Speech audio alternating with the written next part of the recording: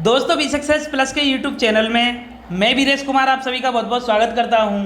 दोस्तों पर्यावरण की सीरीज में आज हम ओजोन परत क्षरण ओजोन लेयर डिप्लेशन के महत्वपूर्ण प्रश्नों को देखने वाले हैं। इससे पहले आपको पता होगा, जो भी भाई बहन हमारे रेगुलर हैं पर्यावरण की सीरीज के साथ, ओजोन लेयर डिप्लेशन के टॉपिक को हम फुल डिटेल में कंप्लीट कर चुके हैं और बहुत आई होप आपको बहुत मज़ा आया होगा। बहुत ही अच्छा टॉपिक था। तो प्लीज़ दोस्तों, जो भी व्यक्ति चैनल पर नए आए हैं तो एक बार आप अवश्य देख लें, डिस्क्रिप्शन में आपको लिंक दे दी गई है। ठीक है दोस्तों, तो चलिए शुरू करते हैं और प्लीज़ स्किप ना करना। आज के ये प्रश्न होने वाले हैं ओजोन लेयर डिप्लेशन से, बहुत ही महत्वपूर्ण हैं। आपको तो पता है हमारे चैनल पर पर्यावरण के जितने भी टॉपिक कराए जा रहे हैं सभी के टॉपिक से संबंधित सभी प्रश्नों को कराया जाता है। ठीक है दोस्तों, तो चलिए देर न करते हुए स्टार्ट करते हैं। दोस्तों पहला प्रश्न है कि ओजोन परत पृथ्वी से करीब ऊंचाई पर है, तो बताइए ओजोन परत पृथ्वी से कितनी ऊंचाई पर है। बहुत ही अच्छे तरीके से बताया था, फुल डिटेल में बताया था कितनी ऊंचाई पर है, कौन से मंडल में है, कैसे बनती है, कैसे ह्रास हो रहा है, कि क्या प्रयास किए जा रहे हैं बचाने के। दोस्तों सब कुछ हम पढ़ चुके हैं फुल डिटेल में। शायद दो पार्ट में हमने दो पार्ट में पढ़ा है ना।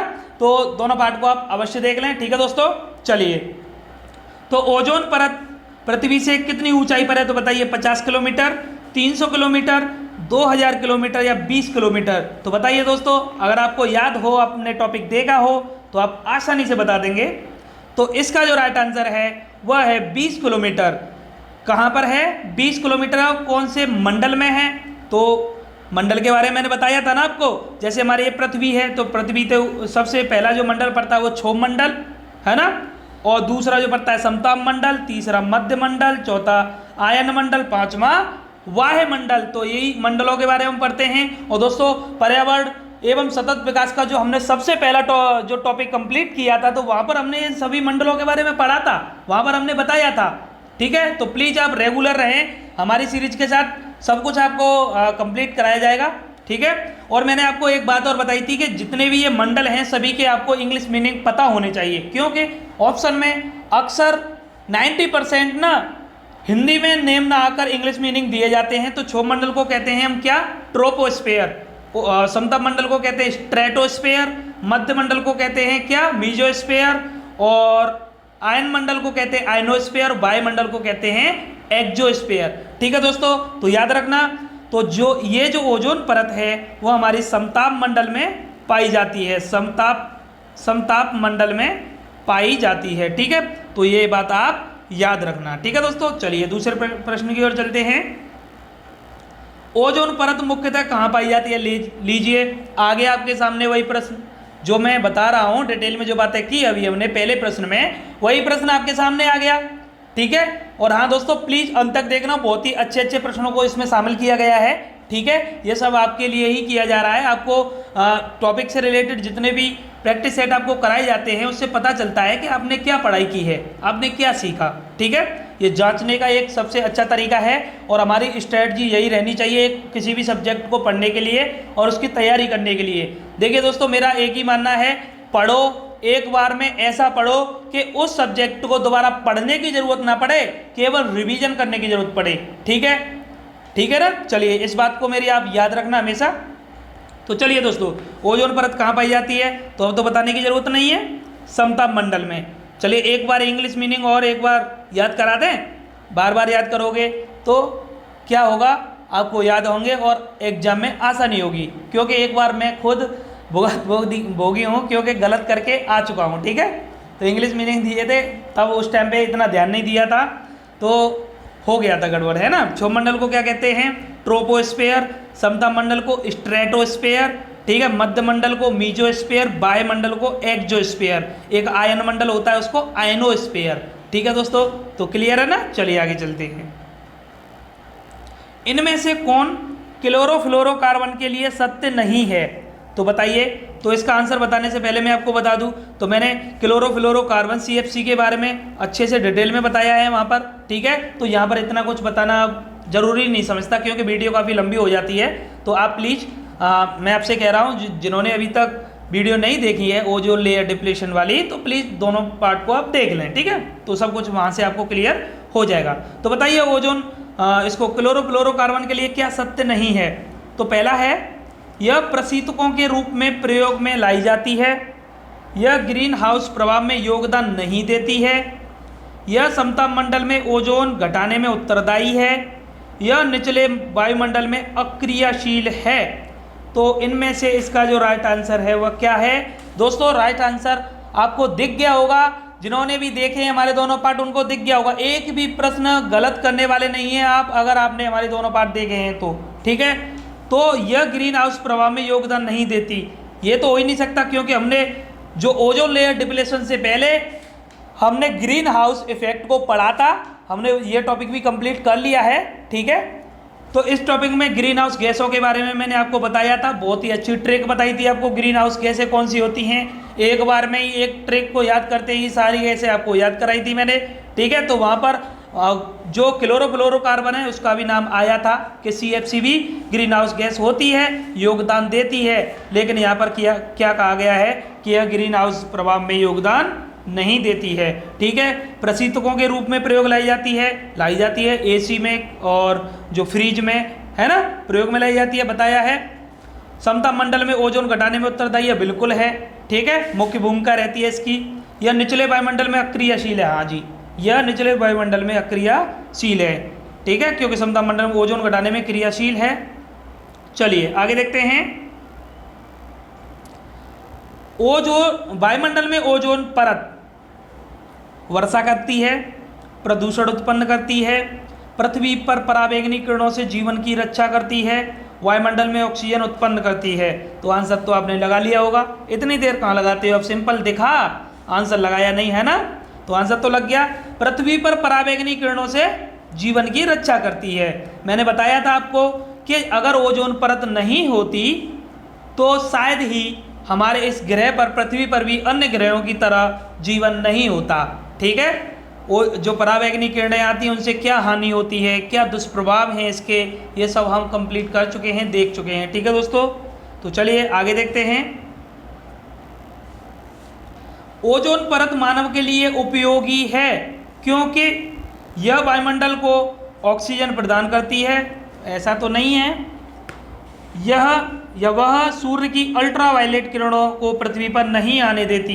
तो आंसर मिल गया है, आगे देखने की जरूरत ही नहीं है। ठीक है, तो ओजोन परत मानव के लिए उपयोगी क्यों है? क्योंकि यह सूर्य से आने वाली अल्ट्रावायलेट किरणों को पृथ्वी पर नहीं आने देती है। ठीक है, अगर ये आ जाएंगी तो स्किन संबंधी समस्याएं बढ़ जाती हैं, स्किन कैंसर, श्वास नली में दिक्कत होने लग जाती है, मोतियाबिंद जैसी बीमारियां होने लग जाती हैं। ठीक है, चलिए, वायुमंडल में उपस्थित ओजोन परत अवशोषित करती है। तो क्या अवशोषित करती है? कॉस्मिक किरणों को, इंफ्रारेड किरणों को, अल्ट्रावायलेट किरणों को, आगे देखने की जरूरत नहीं है, अल्ट्रावायलेट किरणों को। ठीक है, पराबैंगनी किरणों को अवशोषित करती है कौन? ओजोन परत। मैंने बताया था ना ओजोन परत का निर्माण कैसे होता है, हैं? ऑक्सीजन के जब एक जो अणु है जो टूटने के बाद में 2 परमाणु बन जाते हैं, फिर दूसरे अणु के साथ में क्रिया करके ये 3 अणुओं के साथ मिलकर एक ओजोन का निर्माण करते हैं। इस तरीके से ओजोन परत का वहाँ पर निर्माण होता है, और यही अब इस क्रिया में यह अवशोषित करते हैं अल्ट्रावायलेट किरणों को। ठीक है दोस्तों, चलिए आगे देखते हैं। सूर्य से आने वाला हानिकारक पराबैंगनी विकिरण कारण हो सकता है यकृत कैंसर का, मस्तिष्क कैंसर का, मुखीय कैंसर का, त्वचीय कैंसर का। तो मैंने अभी आपको क्या बताया था कि जो पराबैंगनी किरणें आती हैं उससे क्या स्किन संबंधी रोग हो जाते हैं और स्किन कैंसर होने की संभावना रहती है। तो स्किन कैंसर का इसका होगा राइट आंसर। ठीक है दोस्तों, चलिए आगे देखते हैं, नेक्स्ट प्रश्न की ओर चलते हैं। विश्व ओजोन दिवस मनाया जाता है, तो बताइए कब मनाया जाता है? विश्व ओजोन दिवस कब मनाया जाता है? तो बताया था ना मैंने आपको। अरे अगर आपको याद हो, आपने देखा है, पढ़ा है अच्छे से। दोस्तों मैं आपसे यही कह रहा हूँ, फिर कह रहा हूँ, बार बार कह रहा हूँ कि ओजोन लेयर डिप्लेशन से आप कहीं से भी प्रश्न देख लेना, हमारे दोनों पार्ट से वो प्रश्न बाहर नहीं जाएगा, क्योंकि हमारे पर्यावरण की सीरीज में हम सभी टॉपिक्स को फुल डिटेल में पढ़ रहे हैं, फुल डिटेल में बातें करते हैं, तो एक भी प्रश्न जाने की संभावना बनती नहीं है। ठीक है, चलिए ओजोन दिवस कब मनाया जाता है? 16 सितंबर, 21 अप्रैल, 25 दिसंबर, 30 जनवरी। तो 16 सितंबर को, क्योंकि मैंने बताया था जो मॉन्ट्रियल प्रोटोकॉल हुआ था वह 16 सितंबर को हुआ था, ठीक है। वहाँ पर जो 16 सितंबर 1987 को हुआ था ना, ठीक है, तो वहीं से ओजोन परत संरक्षण दिवस मनाना स्टार्ट किया था, ठीक है दोस्तों। चलिए, अंतर्राष्ट्रीय ओजोन दिवस मनाया जाता है, फिर से वही प्रश्न है, 16 सितंबर को, ठीक है। ओजोन छिद्र का कारण है, बताइए ओजोन छिद्र का कारण क्या कारण है? जो ओजोन छिद्र जो अंटार्कटिक और आर्कटिक जो हमारे उत्तरी और दक्षिणी ध्रुव हैं वहाँ पर देखने को मिली है कि वहाँ पर जो ओजोन लेयर है वह छल्ली सी होने लगी है, वहाँ से जो पराबैंगनी किरणें हैं वहाँ से आने लगी हैं। तो क्या कारण है? Acetylene, ethylene, methane, chlorofluorocarbon. तो बताइए क्या है इसका राइट आंसर? तो दिख गया होगा आपको, दिख गया ना, क्लोरोफ्लोरोकार्बन, ठीक है, क्लोरोफ्लोरोकार्बन। और ये किससे मिलकर बना होता है? ये भी तो मैंने आपको बताया था, एक मिनट दोस्तों, हाँ, किससे मिलकर बना होता है क्लोरोफ्लोरोकार्बन? मैंने बताया था ना आपको कि chlorine, chlorine, fluorine, chlorine, fluorine और ऑक्सीजन से मिलकर बना होता है क्या? क्लोरोफ्लोरोकार्बन, ठीक है। चलिए आगे देखते हैं, निम्नलिखित में से कौन सी गैस ओजोन परत के ह्रास के लिए उत्तरदायी है? देखिए फिर से घुमा फिरा के प्रश्न पूछा जाता है, तो और क्या फायदा होता है प्रैक्टिस सेट करने से? टॉपिक वाइज प्रैक्टिस सेट करने से यही फायदा होता है कि क्वेश्चंस के लेवल का पता चलता है कि क्वेश्चन किस टाइप के पूछे जाते हैं, किस तरीके से घुमा फिरा के पूछे जाते हैं, नए नए शब्द पता चलते हैं, ठीक है। बताइए, तो ओजोन परत के ह्रास के लिए क्या उत्तरदायी है? Nitrous oxide, chlorofluorocarbon, carbon dioxide, carbon monoxide. तो इसका जो राइट आंसर है वह है क्लोरोफ्लोरोकार्बन, यही मुख्यतः है ना, यही मुख्यतः जिम्मेदार है। चलिए, निम्नलिखित में से कौन सी गैस ओजोन परत के अवक्षय के लिए उत्तरदायी है? अवक्षय मतलब वही ह्रास के लिए, हानि पहुंचाने के लिए कौन सी उत्तरदायी है? Carbon dioxide, carbon monoxide, nitrous oxide, chlorofluorocarbon. तो फिर से आ गया, देखिए क्लोरोफ्लोरोकार्बन हो गया इसका राइट आंसर। चलिए आगे देखते हैं, ओजोन परत को सर्वाधिक नुकसान पहुंचाने वाले प्रदूषक हैं। तो फिर से देखिए, तो इससे यही पता चलता है दोस्तों प्रश्न कितने तरीके से पूछा जा सकता है, तो पता चल रहा है ना। बताइए, क्लियर है? क्लोरोफ्लोरोकार्बन। आगे देखते हैं, वायुमंडल में निम्न में से किस एक की उपस्थिति से ओजोनोस्फीयर में ओजोन परत का क्षरण होता है? तो बताइए किससे होता है? देखिए कितनी बार ये प्रश्न पूछा जा रहा है और कितनी बार, और हर बार घुमा फिराकर पूछा जा रहा है, प्रश्न को चेंज किया जा रहा है, आंसर हमारा एक ही है ना।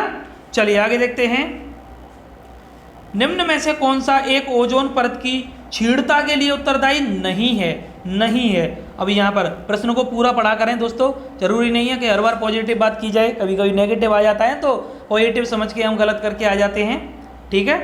तो चलिए, प्रशीतकों में प्रयुक्त होने वाला CFC12, विलायक के रूप में प्रयुक्त मेथिल क्लोरोफॉर्म, अग्निशमक के रूप में हेलोन 1211, नाइट्रस ऑक्साइड। तो कौन उत्तरदायी नहीं है पूछा ये जा रहा है।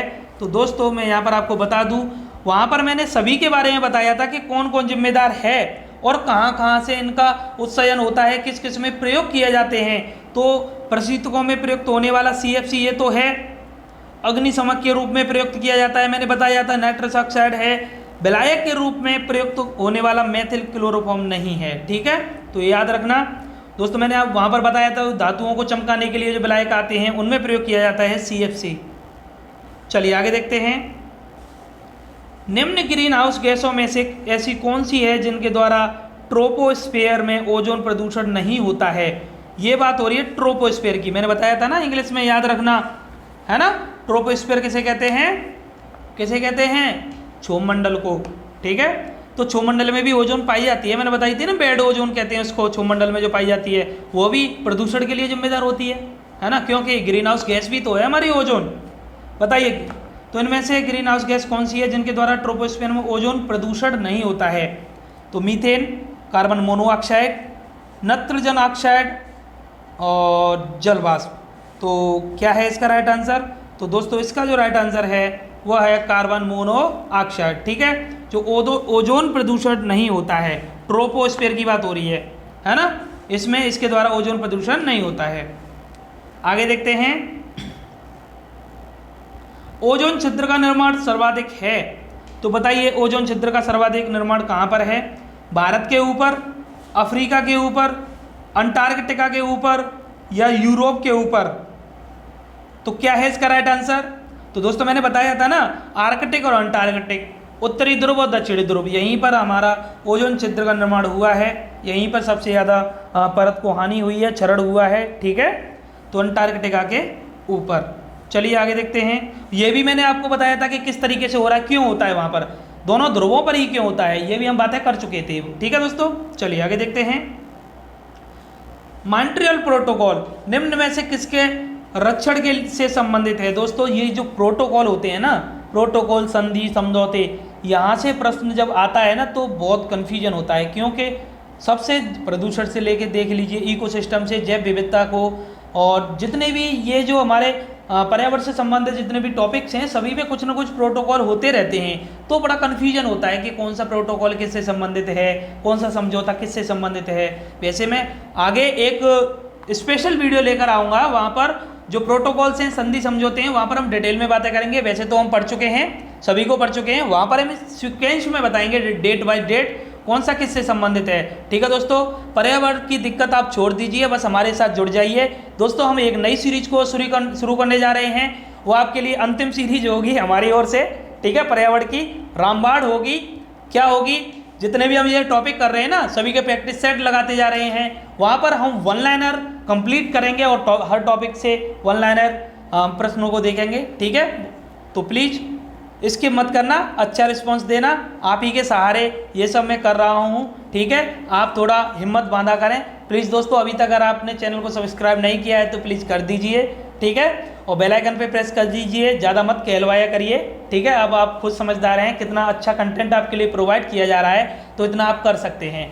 1 मिनट का समय और निकाल सकें, अगर आपको अच्छा लग रहा है कि मैं आपके लिए मेहनत कर रहा हूँ, घर बैठे आपको सब कुछ फ्री में प्रोवाइड कराया जा रहा है, PDF भी प्रोवाइड कराते हैं हम। ठीक है, कुछ पैसे नहीं लेते हैं आपसे, यही सब पढ़ने के लिए दोस्तों बहुत सारे पैसे खर्च करने के बाद में कोचिंग ज्वाइन करते हैं, फिर वहाँ पर पढ़ते हैं, और इस तरीके से नहीं पढ़ाया जाता है। मैं गारंटी के साथ कह सकता हूँ दोस्तों, कोचिंग में इस तरीके से नहीं पढ़ाया जाता है, हर टॉपिक को कंप्लीट नहीं कराया जाता है। ज़्यादा से ज़्यादा देख लेना, पर्यावरण की वीडियो आपको 15 या 20 मिलेगी ज़्यादा से ज़्यादा।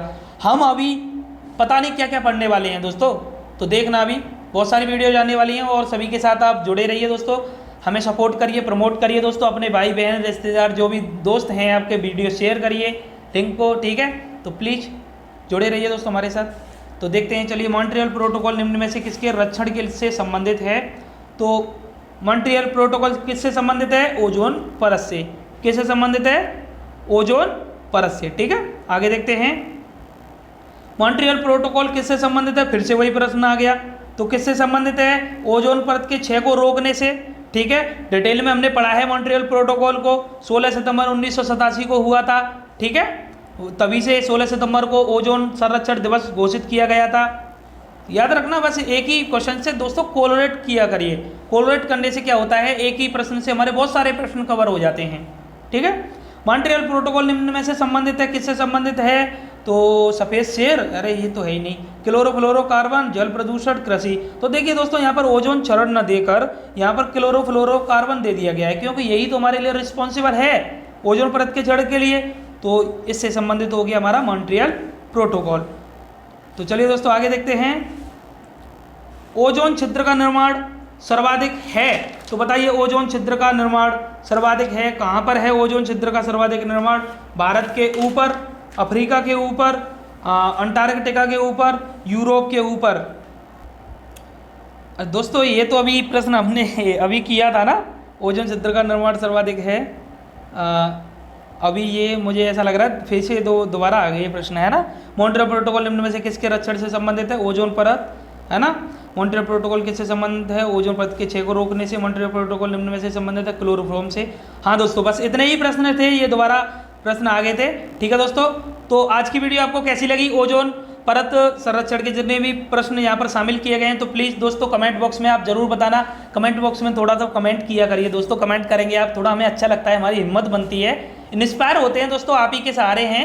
जो कुछ कराया जा रहा है आप लोगों के लिए कराया जा रहा है। आप थोड़ा कमेंट करके बताया करें, लाइक करना वीडियो को, ठीक है दोस्तों। अभी तक अगर आपने चैनल को सब्सक्राइब नहीं किया है तो प्लीज़ दोस्तों कर दीजिए, ठीक है। बेल आइकन पे प्रेस जरूर करना भूलना मत, ठीक है दोस्तों।